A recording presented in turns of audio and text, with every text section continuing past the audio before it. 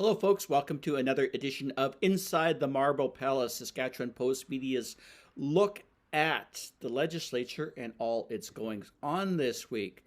Lots of goings on. It was budget week. I am Murray Mandrick. I am the political columnist for the Regina Leader Post. With me is Jeremy Sines, our legislative reporter, and Alec Sloan. Hi, Alec. How you doing, buddy? Thanks so much for your good hard work on the budget. Alec covers just about everything at the Leader Post and does a fantastic job, and was right in the middle of our budget coverage this week. I'm going to start with Jeremy. Let's do a quick overview of everything in the budget possible, or as much as we possibly can in a quick overview. Yeah, absolutely. So we are seeing a 463 million deficit. This is still a deficit, but it's quite less than what we saw in the past budget, where the government projected 2.6 billion deficit there. So they're pretty much slashing about 2 billion off the deficit, a little bit more than that. So we're seeing some improvement there. The reason for that is we are seeing better revenues in the province, better economic activity. 2.9 billion in oil and gas and potash revenue, which is a lot more than last year, and as well 8 billion in taxes and 3.5 billion from federal transfers. Obviously, what this means is just more room for the government to spend, but how they're spending it is basically to really cut at this deficit and actually spend some money on the debt as well. About 450 million is going to that. Meanwhile, though, the news that really came out is while we are maybe getting more fiscally on track, like the government says, we are seeing new PSTs on a bunch of services. So your rider games, going to the gym, that sort of thing, some hikes on smokes and that. And so that's going to bring in about 20 million-ish annually for the province. And it coincides with another news item that came out, which was about 20 million on a surgical initiative. And this is to help with the backlog in the province, get more people their surgeries done.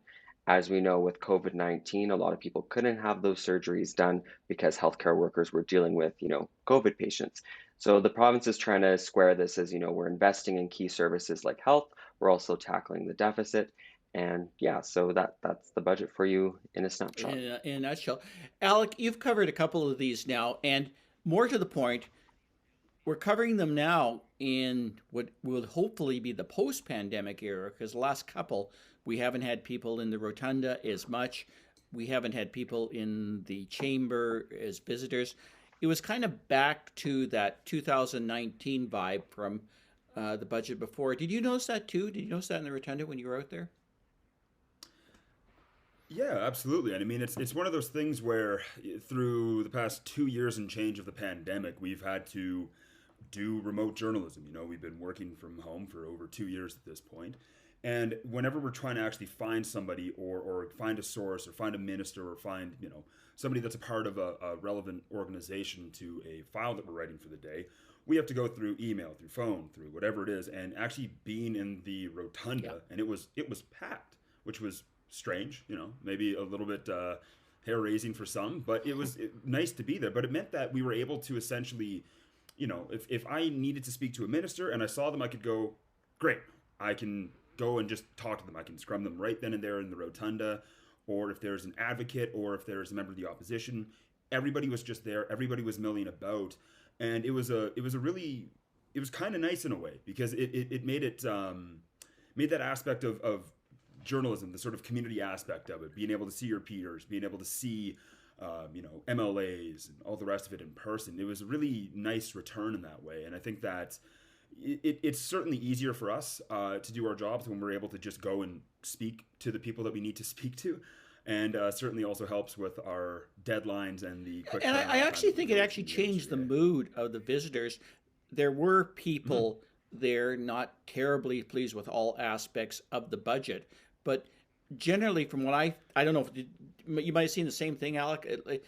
From the people that I talked to, I think they too were just happy to be out and about and doing things in somewhat of a more normal way as this budget. Did you sense that a little bit in the reaction, maybe, or Yeah, definitely. I mean, I think case in point of that is when Premier Mo took to the podium to speak after budget came down and everything was running a little bit late. But when he was actually up at the podium speaking over a PA system, you could barely Yeah, hear that's him right. sometimes over the din of other people speaking over the other conversation that was happening. And I mean, you got the feeling that it was a little bit of a reunion in a weird way, because you're like you mentioned, we haven't had this sort of interaction, this sort of a media day since 2019, and we're into 2022 pretty firm at this point. So no, there was definitely a totally different feeling to covering a budget this time Hmm. around. And even in the sense that, while, like Jeremy said in the great cliff notes of what this budget entailed, there was still quite a bit of talk of COVID, a lot of the impacts of COVID, but it felt very different than the last two budgets, especially the 2020 budget, which was kind of hastily reorganized at almost the 11th hour, when I do believe that that day or the day before was the first day that we had confirmed community transmission in Saskatchewan. So, yeah, 2 years on, it was radically different from the We're last going to get budgets into that the we've specifics, covered. hopefully a little bit more, including um, some of the stories that you covered. I'm fascinated by SIS. I'm fascinated by what they're doing with prairie harm or prairie harm reductions in Saskatoon to reduce drug overdoses, and that organization not getting funded. But before I go there, Jeremy, where do you think, or from what you've seen in the last 24 hours plus, where do you think the government has trouble spots, and where do you think maybe it's succeeding a little bit more in its budget delivery? I think, like every other budget I've seen, the government gets up for it. They're pretty upbeat. They're pretty hyped for being able to deliver what is their centerpiece legislation, their centerpiece activity throughout the whole year. But I think even more so this year, they're leaning towards one or two things. But what was your sense in terms of where the Hmm. government is seeing successes, and maybe I guess a little bit where they're already running into trouble spots? Yeah, we'll start with the trouble spots. I think it might be this PST thing. It might be these additional taxes. We are seeing the NDP today raising the issue in the House, really hammering the government, saying, this isn't the right time to do this. Gas prices are high, inflation is high, people are having a hard time affording things. So why are you adding another cost onto people? Obviously, the government is arguing, this is pretty mild in a way. It's not a big cost, but the NDP likes to say, well, it's still a cost at the end of the day, and people are counting their pennies right now, and they don't want to see any more additional costs. So they're going to have to really sell that, I think. On the flip side, obviously, they're really championing the fact that they've reduced the deficit quite significantly and that they do have a plan to get back onto budget. I think they realize people in Saskatchewan do like to see balanced budgets. They like to see fiscally responsible governments. And so I think they're really selling that point. On healthcare, I think this is one's kind of interesting, I think, where they're really saying, hey, look, we're investing in healthcare, we're going to get our surgeries down, and this is something they've always really championed. So as long as I think that pans out for them, they're really going to be happy with that. Obviously, the NDP is saying, this is not enough to address the surgical backlog. You need to be doing more right now. And we're seeing the health unions also say, please don't privatize healthcare, even though the government is going to. And I don't think they're a huge fan of it either, even though the government really is saying we're going to tackle this issue head on.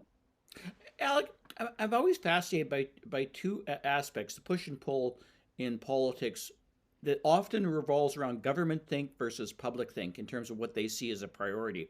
And as Jeremy said, the PST, particularly on rider gains, particularly on concerts, the kind of things that, well, if I went to, I'd go to if I was younger, but obviously I'm too old to do most of that stuff now. But the kind of things Mhm. that that people in this city kind of really need after 2 years of pandemic are being taxed right now. It's not a big tax, it's discretionary spending. And I strongly suspect that anybody going to the rider game isn't going to be all that deterred by an extra 6% tax on it. Yet, I'm also sensing that there's some people that are really crapped off about that in particular and taxes on entertainment. Did you get that sense in the rotunda? And are you just sort of getting that sense from other people that you're talking to right now in terms of how problematic that is, Alec?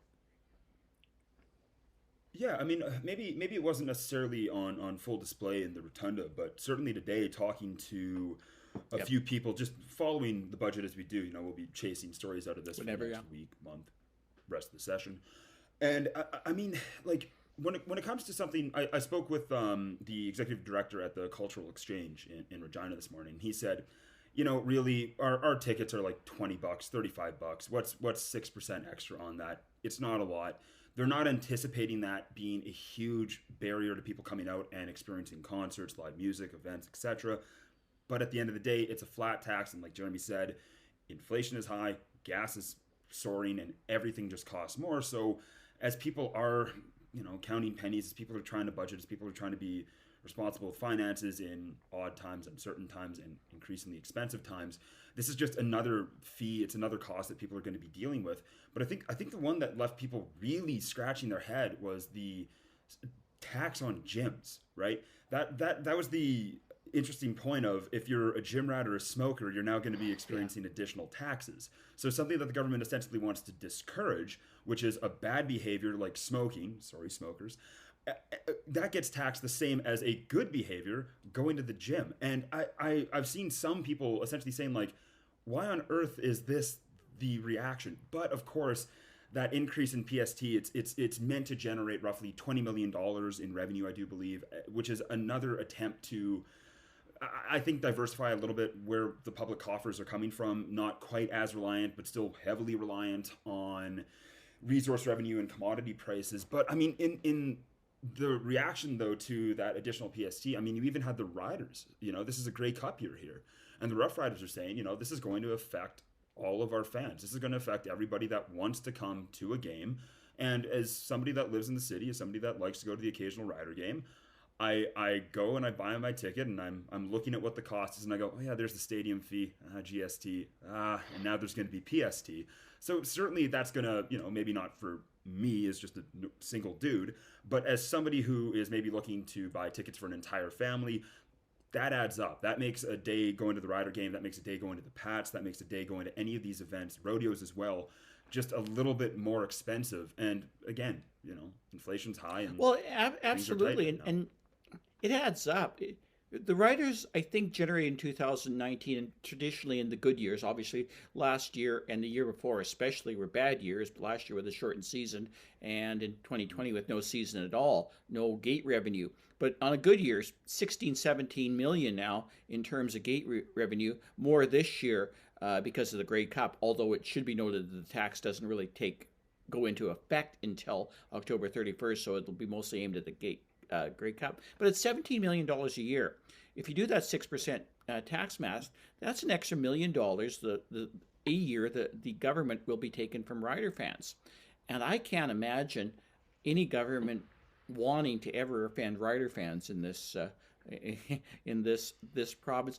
Jeremy, even the opposition, and I say that even the opposition, because sometimes they don't seize on the day-to-day real issues that people are feeling out there. We'll get into some of the other things that they made the point on earlier or later with Alec and you, but they actually even grabbed onto this whole notion of the costs going up of entertainment, etc. Where else do you think the opposition is scoring some points in this particular budget? That's a really good question. I think, like health, we might see them score some more points on there, just saying it isn't enough. They're not doing enough for doctors. This is kind of a sidebar, but 95 million is budgeted for COVID-19 response. The government in the past spent a lot more money on COVID because we saw so many hospitalizations. So they could capitalize that on that too if, you know, the government has to go over that 95 million. Education might be another one. I know the Saskatchewan Teachers Federation isn't happy with this budget. The School Boards Association isn't happy with this budget. It is an increase overall to the budget. I think it's almost 2 billion just on operating expenses, but that's only a 1.3% increase when inflation right now is 4.7%. And so they were wanting that increases of up to 4% to match inflation. And just how education budgets work, it's like, when you get more kids, you need more money. And if the money doesn't match the growth in kids, the NDP likes to argue, well, that's actually a cut because it's not matching the growth that's actually there in our school system. So they're going to seize on schools, I think, as well, just as Because school education boards and budget was teachers certainly under continue to put inflation. pressure on that Yeah, front. absolutely. Like It health, I guess was, yeah, it was. Health, I guess you could argue they're somewhat Yeah, keeping up. But what I found fascinating is that when push comes to shove, $288 million is at way below which is a sizable increase if you think of it in dollar terms for the health budget. But really, it's below inflation. And if you look in terms of what was actually spent last year, they're only spending 3.5 million more in health. They're in terms of what was actually uh, spent ultimately by the end of the year. Is that going to get the government in trouble? Because I think the minister, Jeremy, had an odd answer to the question. Someone asked, is that going to be enough? And she basically said, well, I guess we'll see it mid-year. right. Yeah, no, right, exactly.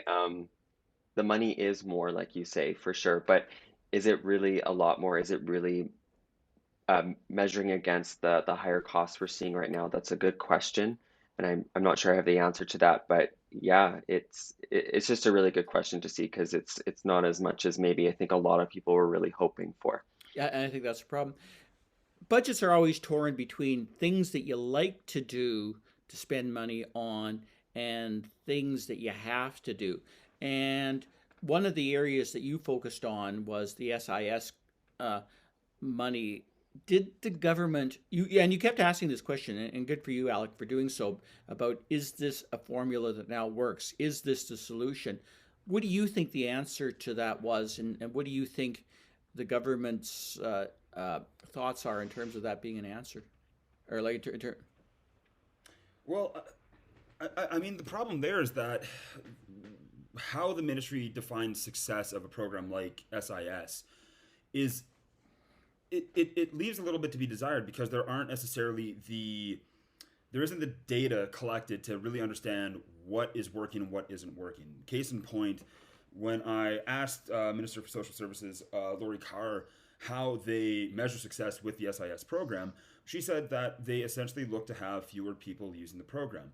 The problem there is that if somebody leaves province, if there's a lapse in enrollment in the program, if they have found employment and they no longer need it, or if they die, that's all counted the same. And now she said that it would be great to be able to have sort of a back end interview when somebody is exiting the program to figure out why they're leaving it and the reasons why that they could build off of. But she said that that's hard to do. The ministry isn't set up to do that, etc. But there seems to be, specifically from the Regina Anti-Poverty Ministry and Carmichael and even organizations like the Saskatchewan Landlords Association, there still seems to be a lot to be desired when it comes to SIS and how this program is functioning right now, because opposition hammered on it as well. I do believe Trent Weatherspoon said that this was a bloody, heartless program.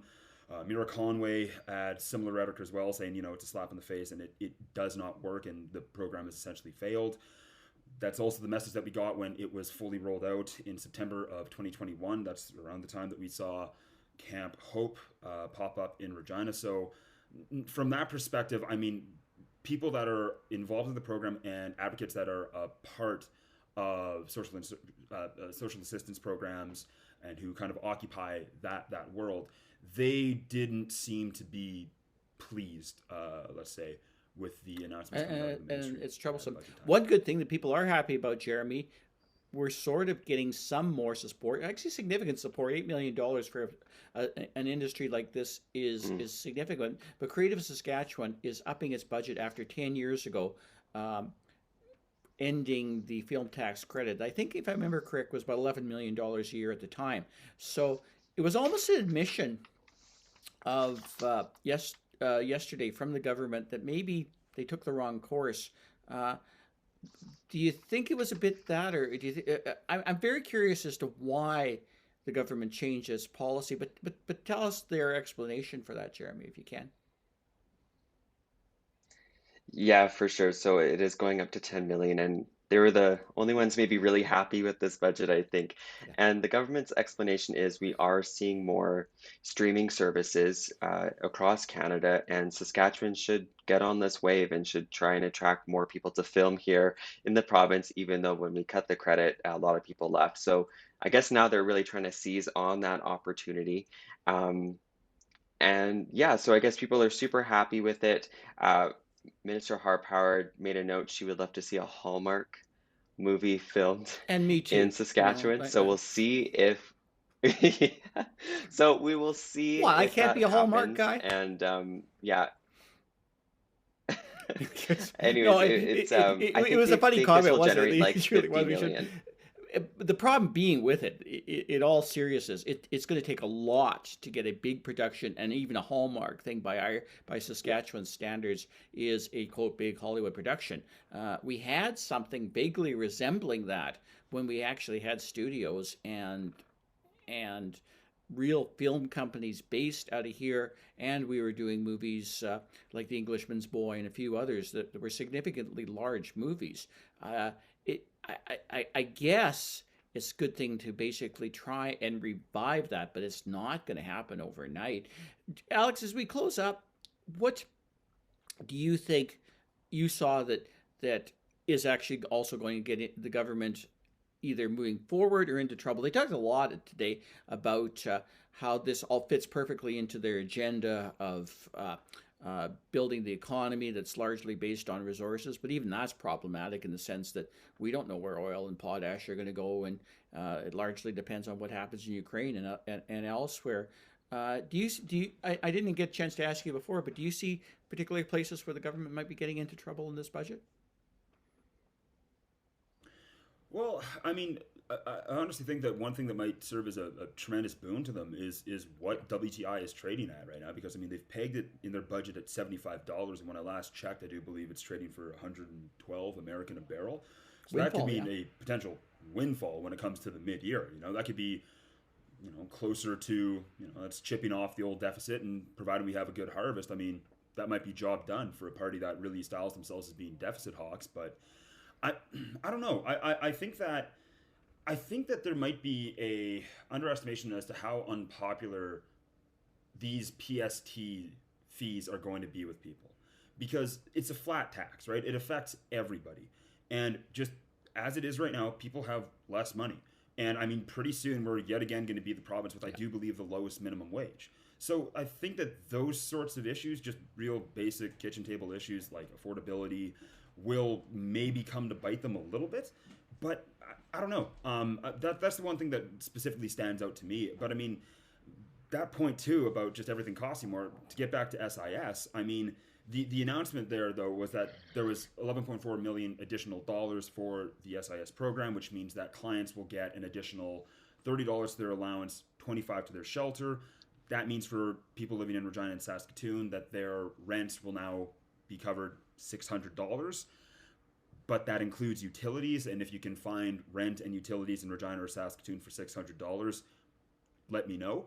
But that's, again, another issue of affordability that I think is probably going to loom large for a lot of people, especially a vocal group of people that have been agitating around issues like SIS and Absolutely. affordability. I guess we could go on and on about this budget, but I'll be honest with you guys. I got 5 Hallmark movies on my PVR. I got to get to them before I lose them. So, and that's about all the time we have as well. So, I will see you guys soon at Ledge and on Inside the Marble Palace. Jeremy, Alec, thank you for your insights, and happy Budget Day.